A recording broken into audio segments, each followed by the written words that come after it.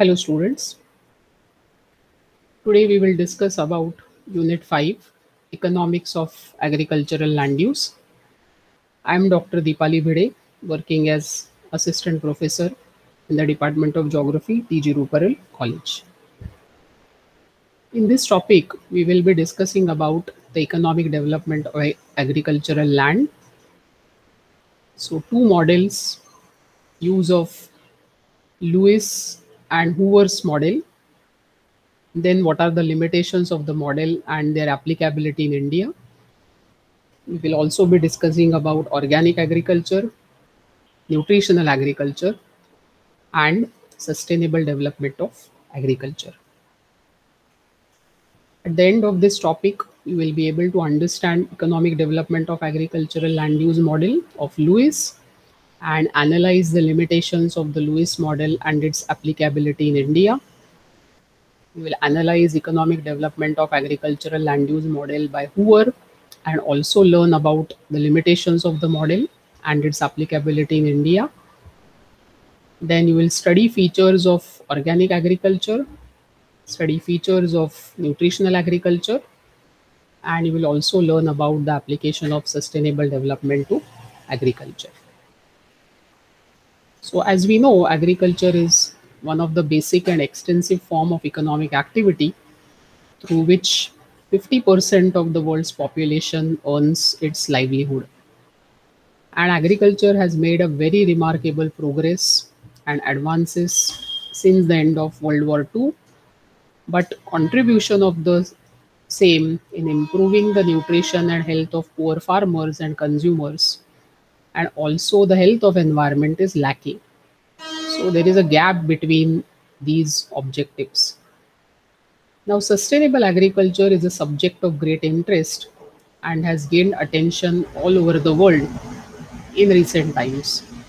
So, people are now concerned about environment, about health, about nutrition, and therefore, if there is any possibility of making agriculture sustainable, that is the vision or future about agriculture. So, sustainable agriculture focuses on three main aims: environmental conservation, economic profitability, and social equity. So these are very crucial because we cannot ignore environment. We have to conserve environment. At the same time, we cannot overlook profit because ultimately people cultivate land, they produce food for their survival and the survival of the community. So profit also has to be looked into and it also should focus on maintaining social equity. Now, Lewis, W. Arthur Lewis, who was a Nobel laureate, presented his model of unlimited supply of labor, that is surplus labor economy in 1950s. So this model explains the growth of a developing economy in terms of labor transition between the capitalist sector and the subsistence sector. So what is surplus labor? It means that even if part of the manpower is withdrawn from the process of production, no fall in the amount of output will be observed. So the focus is on disguised unemployment. Now, there are certain assumptions of the model. So let us see what they are. Existence of dual economy, that is overpopulated rural subsistence sector and an urban industrial sector. Now, subsistence sector does not make the use of reproducible capital, while the modern sector uses the produced means of capital. Production in the advanced sector is higher than traditional sector. Supply of labor is greater than the demand for labor. And there is a surplus of unproductive labor in the agriculture sector in a developing economy. Similarly, agricultural workers are tempted towards the growing manufacturing sector as higher wages are offered. Wages in the manufacturing sector are more or less fixed. Entrepreneurs in the manufacturing sector make profit because they charge a price above the fixed wage rate. Profits will be reinvested in the business in the form of fixed capital. And an advanced manufacturing sector means an economy has moved from a traditional to an industrialized one. So, what is this model about? So, Professor Lewis has studied the process of economic development in majority of the urban development councils where the assumption of unlimited supply of labor is more relevant. So, what are the sources of unlimited supply of labor in these urban development councils? So, one is increase in population, so more availability of disguised unemployed people. What is disguised unemployment? It is nothing but where there is a situation that if 5 workers can do the job, 10 workers are employed because there is excess labor available. Now, in UDCs, innumerable people are engaged in temporary and part time jobs, hence, production will not reduce. Similarly, landlords and feudals have an army of tenants who do not make any contribution towards production and are ready to work even at lesser wages. Women in UDCs do not work but just perform household duties and hence they represent unemployment. And there exists an high birth rate in UDCs which increases unemployment. So, what is the basic thesis of the Lewis model? Because it belongs to a classical type of model, it states that at the prevailing subsistence wages, there may be unlimited supply of labor. The industrial and the advanced modern sector can be developed on the basis of agriculture by transferring the labor from traditional sector to modern sector. And Lewis says that the wages in industrial sector is constant and the capitalist will earn surplus. Now this surplus which is earned by the capitalist will be reinvested in the modern sector and that will lead in absorption of laborers who have migrated from subsistence sector. Hence, the surplus laborers who are part of disguised unemployment will get employment. So this is crucial. Now, labor transfer as well as the modern sector employment growth is brought about by output expansion in that sector. And the speed with which this expansion occurs is determined by the rate of industrial investment and capital accumulation in the modern sector. These wages have been assumed constant, but Lewis says that the urban wages are at least 30% higher than the average rural income. So the workers are induced to migrate from their home areas. Now, obviously, this model has certain limitations. So these limitations are the proportion between employment creation and capital accumulation.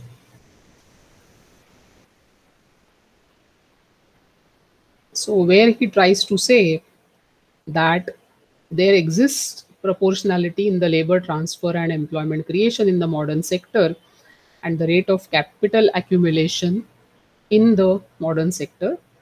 The faster the rate of capital accumulation, higher the growth rate of the modern sector, and faster the rate of new job creation.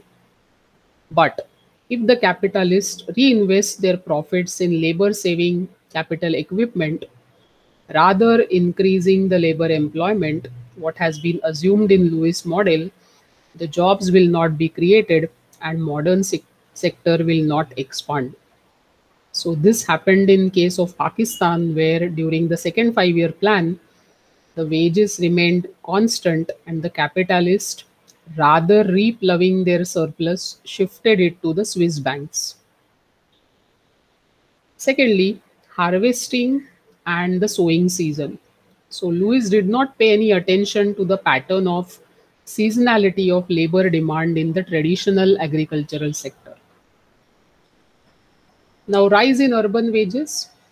According to Professor Mabro, the absorption of surplus labor itself may end prematurely because competitors may alter wage rates and lower the share of profit. So it has been observed that the rural-urban migration in the Egyptian economy was accompanied by increase in wage rate of 15% and a fall in profits by 12%. Then the impact of growing population, where Lewis model underestimates the full impact of the poor economy of a rapidly growing population, that is, its effects on agricultural surplus, capitalist profit share, wage rates, and overall employment opportunities. Similarly, it has ignored the role of balanced growth. So Lewis ignored the balanced growth between agricultural sector and industrial sector, but we know that there exists a linkage between both these sectors in poor countries. So if a part of profit made by capitalist is not devoted to agricultural sector, the process of industrialization would be jeopardized. It also ignores the leakages, role of leakages, where Lewis assumed that all of increase in profits is diverted into savings. It means that savings of producers are equal to 1, but practically it is not so. The increase in profits may accompany the increase in consumption. Again, as it happened in Pakistan during second plan, the capitalist class diverted their increased profits to palatial houses and conspicuous consumption. Then the effects of migration. Process of migration, as we know, is neither smooth nor costless. And Lewis assumed that the transfer of unskilled labor from agriculture to industry is regarded as almost smooth and costless. But practically it is not so, as industry requires different type of labor. And if this problem is removed with the help of investment in education and skill formation, the process of migration will become costlier and expensive. Moving on to the second model by Hoover. So Hoover propounded a least cost theory of location in which he tried to overcome some of the weaknesses from Weber's theory. And initially, Hoover assumed a perfect competition between producers or sellers at any one location. Secondly, he assumed perfect mobility of factors of production and takes transportation cost and production or extraction cost as the determinants of location. So he considers extractive industries first with the location of deposits given and attempts to find the area that each producing point will be served. The delivered price for any buyers will be the cost of extraction plus transportation cost. So Hoover completed his two major works in 1937 and 1948. And then according to Hoover, the two factors most important for industrial location are production cost and transport cost. So if there is any change in the production cost, transport cost will be the only variable affecting the price of the commodity. And Hoover also included the influence of diminishing returns to scale.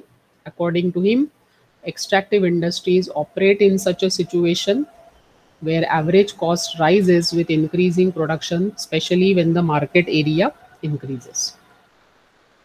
So he had taken into account the locational influence of short-term economic changes like recession or times of high inflation.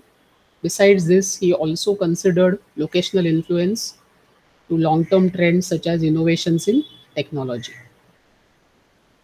Now, while studying these variables, he pointed out the impact of long haul advantage on Weber's locational triangle. The long haul advantage is beneficial when merchandise, goods, or raw materials are transported over a longer distance. So, this is the diagram where he explains what is the connection between the transport cost and the distance. So, you can see on x axis the distance is marked, and on y axis the transportation cost is recorded.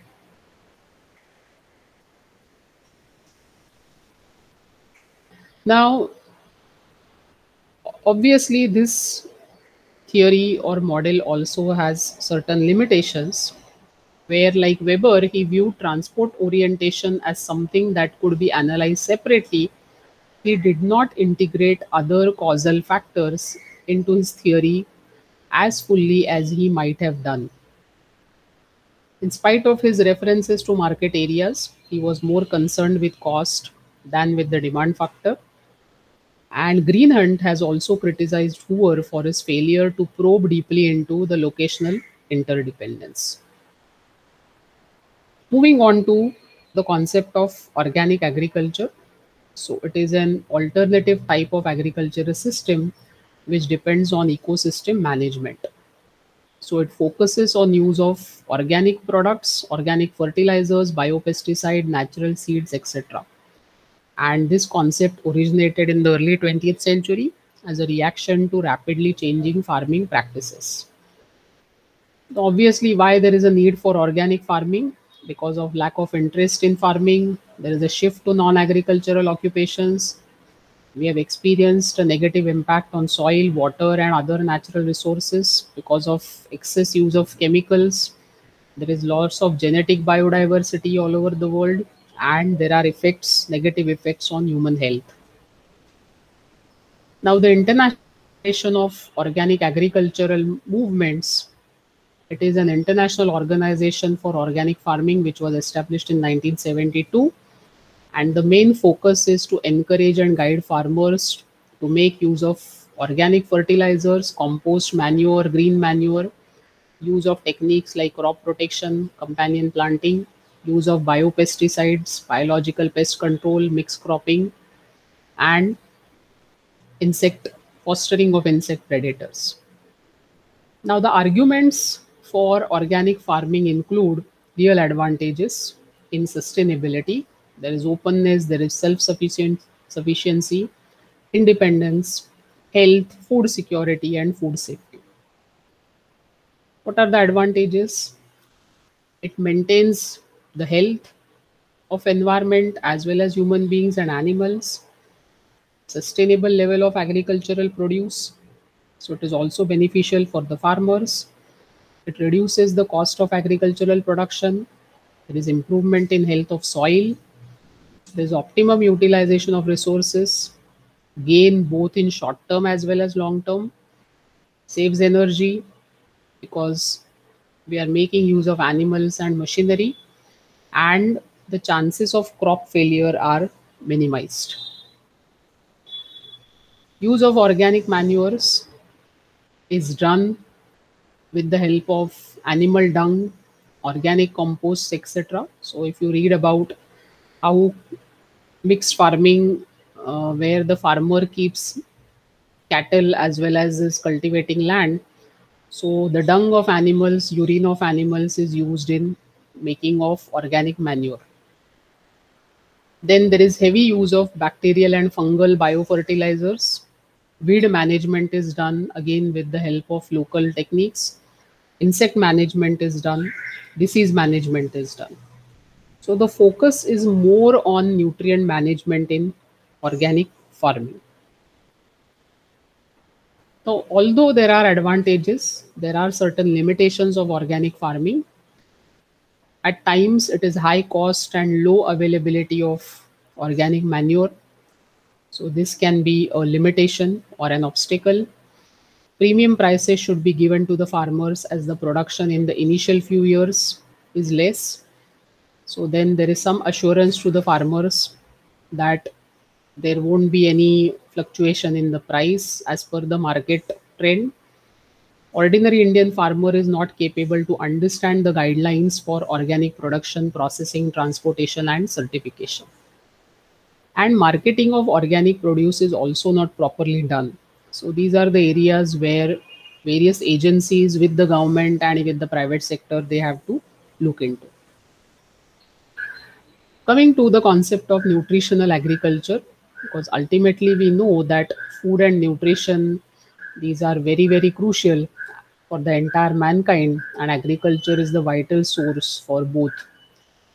Now, availability of nutritious food at an affordable price is the ultimate objective. And there is impact of agricultural activities on health and nutrition. Obviously, there is a positive impact where in the rural areas, income has increased because of these changes in agriculture. At the same time, the vitamin and mineral deficiencies can be overcome by focusing on nutritional agriculture. Now, negative impacts are obesity and overweight. Population faces these problems. There is deficiency in intake of vitamins, minerals, etc. And at the same time, there is prevalence of hunger. Sustainable agriculture is another concept which is connected with both these earlier discussed concepts. It is a type of agriculture that focuses on producing long term crops and livestock and tries to have minimum effect on the negative effect on the environment. So it promotes farming practices and methods that are profitable, that is economically viable, environmentally sound, and socially supportive, which can help in the bringing in goodness for communities. Now, what are the goals of sustainable agriculture? First focus is on conservation of water. So by making use of proper water management techniques like drip irrigation, sprinkler irrigation systems, conservation of water can be done. There is reduction in the use of chemical fertilizers and chemical pesticides. So the focus is more on use of organic fertilizers, organic or biopesticides. Similarly, promoting biodiversity in crops grown and the ecosystem. So it is not focusing on one single crop and one species of one variety of crop, but rather it focuses on the diversity. It maintains economic stability of farms and help farmers improve their techniques and quality of life. Many farmers are encouraged or they already practice the mechanism of crop rotation. So it will help in bringing in balance, natural balance in soil fertility and other inputs that are required for agriculture. So what are the benefits of sustainable agriculture? So obviously human health gets benefited by sustainable agriculture. We have access to healthy and nutritious food. There is no or less risk to health as chemicals are not used. The environment also gets benefited. It uses 30% less energy per unit of crop yield in comparison to industrialized agriculture. It helps in maintaining soil quality, reduces soil degradation and erosion, and saves water. It increases biodiversity of the area by providing a variety of organisms with healthy and natural environments to live in. Now, what are the issues associated with sustainable agriculture? Now, production at times of food is less compared to industrialized agriculture. It limits the proper use of land as well as hinders the full exploitation of land, labor, and capital since it advocates for the use of productive resources sparingly. It's difficult to maintain the fertility of the soil by simply rotating crops on the same piece of land. Now, income that is generated from farming is also very limited and it does not give the farmers room to exploit their full potential. Cropping methods like crop rotation and mixed cropping involves a lot of manual labor. So in this topic, we have discussed about two models, one by Lewis and other by Hoover, and we have critically reviewed these models. We have also talked about features of organic farming, sustainable agriculture, nutrition and agriculture, along with what are the advantages, disadvantages. For further reading, please refer to the study material provided by IDOL, University of Mumbai. You can also test your abilities about how much you have understood about the topic. Check your progress through the exercises, question answers that are given at the end of the topic. Thank you.